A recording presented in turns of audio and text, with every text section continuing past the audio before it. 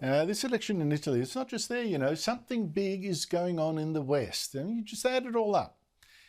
Italy, of course, right-wing government now with a strong anti-immigration party in the coalition. Sweden, it used to be so left-wing. I mean, remember ABC hosts always telling us, Sweden, Sweden, Sweden, Mecca. Well, 2 weeks ago, it also elected a right-wing coalition government and with a strong anti-immigration party in there. In France this year, we saw the far right under Marine Le Pen. They came closer than ever to winning the presidential election, again wanting tougher borders, by the way. You had Donald Trump in the US, you had the Brexit win in Britain, also about toughening up borders, among other things. Joining me is Brandan O'Neill, political editor of Spiked Online. Brandan O'Neill, what do you think is going on here? Something very important is going on here. Now, of course, if you read the liberal media coverage here in the UK and in other parts of Europe, you would think that the far right was storming to power. So Giorgia Meloni in Italy is being referred to as Italy's first far right leader since Mussolini. So there are real attempts already, even before she's officially been declared as prime minister, to depict her as a modern day fascist. And of course, the same was done with the Sweden Democrats, the right-wing party who did incredibly well in Sweden's election recently.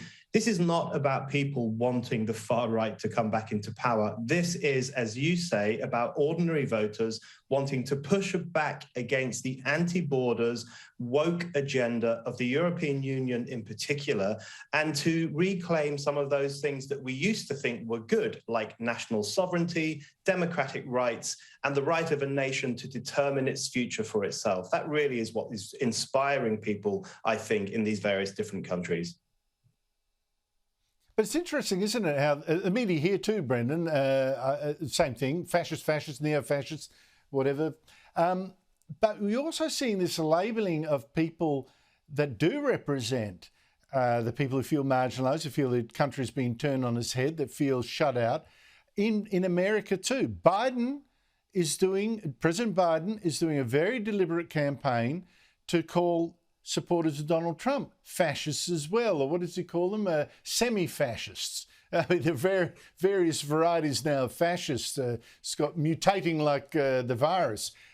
What do you think is going on with this labelling?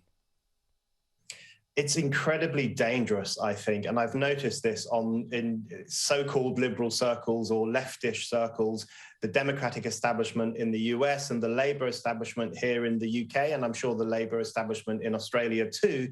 There is this tendency now to write off their critics and their opponents as hard right, as fascists. If you voted for Brexit, you're a fascist. If you support Trump, you're a semi-fascist.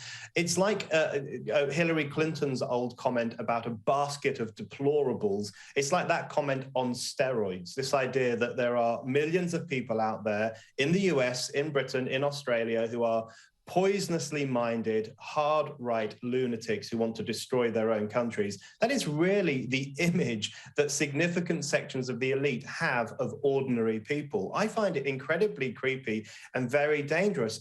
And if you look at somewhere like Italy, who is the real threat to Italy? Last week, a couple of days before the elections, Ursula von der Leyen, who's the president of the European Commission, she was asked what would happen if Italy voted in a right-wing party, which it's now done. She said, well, we have tools to deal with countries that go in a problematic direction. And she referred to Poland and Hungary, who have both had certain funds withdrawn because they're not seen as politically correct enough in their politics. So we have the European Union threatening to use tools against the country for a democratic vote. So who's really behaving in the extremist fashion here? I would say it's Brussels, not the people of Italy. Well, who's acting like a fascist here? The unelected head of the EU or the elected Prime Minister of Italy? I mean, seriously. In Britain, by the way, your homeland, you've got new Prime Minister Liz Truss. She seems to have bet the whole bank on cutting taxes and in a way that helps the rich most. It's a little bit like Ronald Reagan type tax cuts. The pound has immediately dropped like a stone against the US dollar to near parity for the first time, 1 for 1, and also fallen against the Australian dollar. So if you're thinking of visiting England and saying hello to Brendan, do it now. Has Liz Truss pulled the wrong lever when Britain already faces huge deficits? Possibly, yes. I find it hard to judge so far as to what the full consequences will be of the policies, direction that she is taking. What I think, the one thing I do admire about Liz Truss, I have to say, is that she is more bolshy than I was expecting. She has been quite headstrong. She has taken this route, even though she was advised, of course, by lots of people not to. So she does seem more headstrong than I thought she would be. And that's an admirable quality, I think, in a prime minister. And at the same time, I think one of the reasons she's getting so much flack is she's seen as having deviated from the new economic consensus, which is about more state spending, higher taxes, and so on. And so people are already referring to the problem of Trussonomics, even though Liz Truss has only been in power for a couple of weeks. So I admire her for being quite brave politically, but she does need more policies to get to grips with the economic disarray in Britain, which won't be solved simply by fiddling around with tax. We do need more investment, and we do need a serious commitment to growing the economy. What I'd also like is that she's clearly putting the net zero policies, the global warming thing, right on the back burner. In fact, it's fallen onto the kitchen floor. So I'm quite happy with that. Brandan O'Neill, always great to see you. Great that you're back. Thank you very much.